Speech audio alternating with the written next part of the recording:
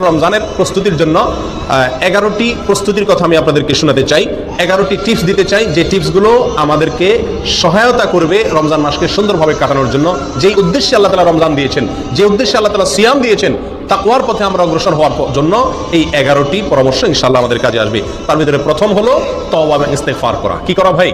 তওবা এবং ইস্তেগফার করা। কেউ যদি আল্লাহর কাঠগড়ার আসামি থাকেন, আগে থেকে তার নামে মামলা হয়ে থাকে, আগে থেকে তিনি দাগী আসামি হয়ে থাকেন, তাহলে নতুন করে আল্লাহর পক্ষ থেকে কোনো নেক আমলের তৌফিক তার জন্য পাওয়া একটু কঠিন। এই জন্য আগের যে অপরাধগুলো আছে, রমজান আসছে সেই জন্য আল্লাহর কাছে সেগুলোর জন্য তওবা ইস্তেগফার করে নতুন করে জীবন গড়ার জন্য সংকল্প করতে হবে। নতুন করে রমজান আসছে, আমাকে নতুন ভাবে ঘুরে দাঁড়াতে হবে, সেজন্য পিছনের সমস্ত খাতা মুছে ফেলতে হবে, পেছনের সমস্ত গুনাহ খাতার জন্য আল্লাহর কাছে মাপ চাইতে হবে, নতুন জীবন গড়তে হবে, জীবনে মোড় ঘুরাতে হবে, তওবা এবং ইস্তেগফার করতে হবে। করবো তো ইনশাআল্লাহ? এখন থেকে তওবা এবং ইস্তেগফার করে রমজানের জন্য আমরা প্রস্তুতি গ্রহণ করবো ইনশাআল্লাহ।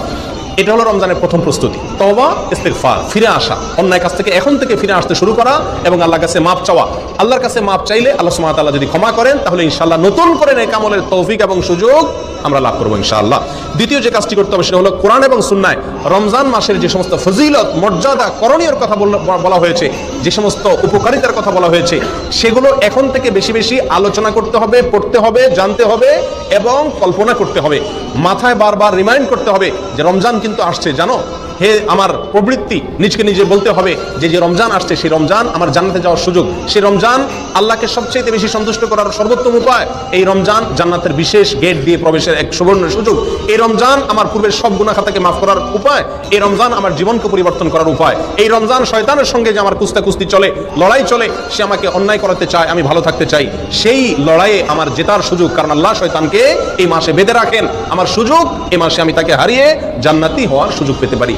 এই যে রমজানের যে সমস্ত উপকারিতাগুলো আছে, রমজানের প্রস্তুতি হলো আগে থেকে সেগুলো মনে মনে কল্পনা করতে হবে, আলোচনা করতে হবে নিজেদের মধ্যে। তাহলে কি হবে? রমজানের জন্য আমরা মানসিকভাবে কি হব? প্রস্তুত হতে পারবো ইনশাআল্লাহ। তৃতীয় যে কাজটি করতে হবে সেটি হলো ক্ষমা এবং সওয়াব লাভের জন্য, রমজান মাসে মাগফিরাত লাভের জন্য, অতিরিক্ত সওয়াব আল্লাহ সুবহানাহু ওয়া তাআলার কাছ থেকে সংগ্রহ করার জন্য এখন থেকে মানসিকভাবে দৃঢ় প্রতিজ্ঞা করতে হবে। মানসিকভাবে কি করতে হবে ভাই? দৃঢ় প্রতিজ্ঞা করতে হবে, এরাদা করতে হবে, পাক্কা এরাদা করতে হবে এখন থেকে, যে আমি এই রমজান, জীবনের যত রমজান যেভাবেই গেছে না গেছে, এই রমজানটা আর আমি কি করবো না, হেলায় কাটাবো না। ভাই নবী সাল্লাল্লাহু আলাইহি ওয়াসাল্লামের জীবনে 7 বা 8টি রমজান পেয়েছেন, সাহাবায়ে কেরাম বেশিরভাগ সাহাবীদের জীবনে 2, 4, 5, 6, 7, 8টি রমজান পেয়েছেন।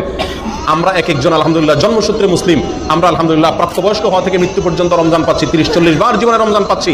তারা জীবনে 2, 4, 6টি, 7টি, 8টি রমজান পেয়েছেন, প্রাপ্তবয়স্ক হয়েছেন, 40-45 বছরে মুসলমান হয়েছেন, কয়েক বছর পরে মারা গেছেন, শহীদ হয়ে গেছেন, জিহাদের ময়দানে গেছেন, মাত্র কয়েক বছর রমজান পাইছেন। রমজানের রোজা ফরজ হয়েছে যখন, তারপর নবী সাল্লাল্লাহু আলাইহি ওয়াসাল্লাম মাত্র